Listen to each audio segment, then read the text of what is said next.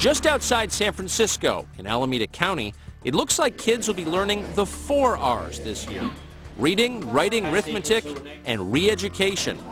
A vocal group of gay couples is pushing lesson number 9, a so-called anti-bullying lesson plan that will teach kids in kindergarten through 5th grade about LGBT, or lesbian, gay, bisexual, and transgender lifestyles. I am a gay dad. I've been with my partner for 15 years, and we've raised both of our children since birth. We needed to address the issues of harassment, and we needed to address the issues of visibility, and the district answered that call. Alameda Unified School District is acting appropriately in response to both anecdotal knowledge and data that anti-LGBT harassment does occur in our schools, as it does in other schools across the state and country. Remember, this is about kindergarten through 5th grade. After this meeting, we asked Assistant Superintendent Sherratt to provide that data she referenced on LGBT bullying. In an email, she replied, quote, "I have referred you to the district's legal counsel. It is appropriate that she respond." We're still waiting for that response. What we do know is out of the 140,000 schools in this country, from kindergarten through college, the FBI documented 135 bias incidents based on sexual orientation in 2007. But none of these 135 incidents are specific to grades K through 5. And Fox News reporting did not find any data evidencing bias incidents based on sexual orientation at the elementary school level in 2007 or in any other year. The LGBT, I classify them the new bullies on the block.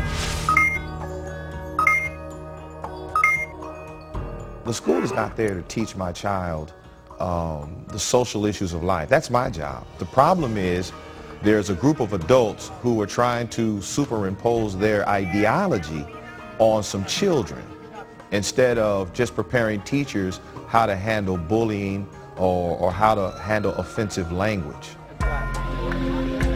So why have LGBT groups moved to the head of the class?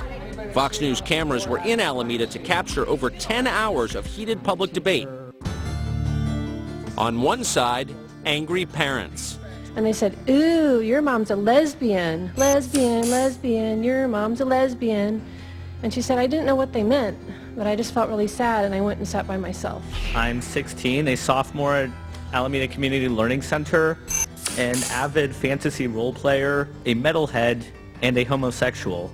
I have been harassed by other students in my classes and even began to consider to just stop trying in school and to just give up on life. On the other side, more angry parents. My child has been the product of bullying because she's black. She has never viewed a single video in the classroom like Eyes on the Prize, the history of the Buffalo Soldiers, or African-American women writers from the 19th century.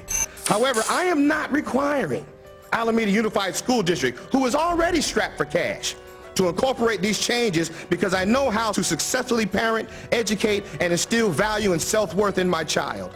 You are choosing a book, and Tango Makes Three, that for 3 years in a row from the American Library Association, and again, libraries are choices, was the most challenged book.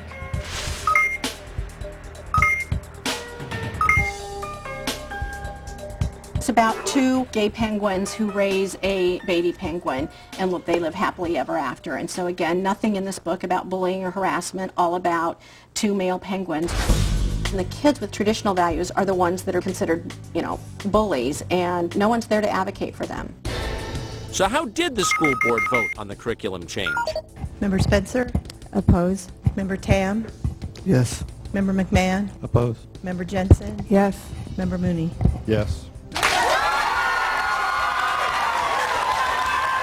And the LGBT side has it, 3-2. In a state that ranked 3rd from the bottom in 2007 in 4th grade reading scores, Alameda's 2nd grade students will be required to read Tango Makes Three, and by 3rd grade watch That's a Family. They're the best dads ever. The idea that they want to force this on children and parents and not even allow parents to opt their children out proves there's an agenda, and they want to force this down these young kids' throats. I spent 3 years as a volunteer at Franklin Elementary School. I experienced in those 3 years dealing with 40 kindergartners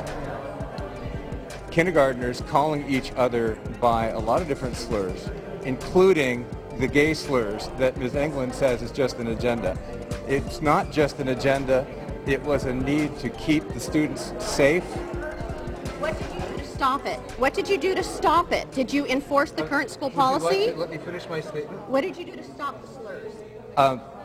I dealt with that as a Christian. I'm very excited about going home and kissing my boys and telling them that we have had a victory tonight. And the school board should be ashamed of itself when not only does it vote to approve such a measure, but funds it in order to vote for it. This battle isn't over yet. 11 states around the country now have bullying laws that include sexual orientation. That means that this scene in Alameda will be replayed in schools across the country.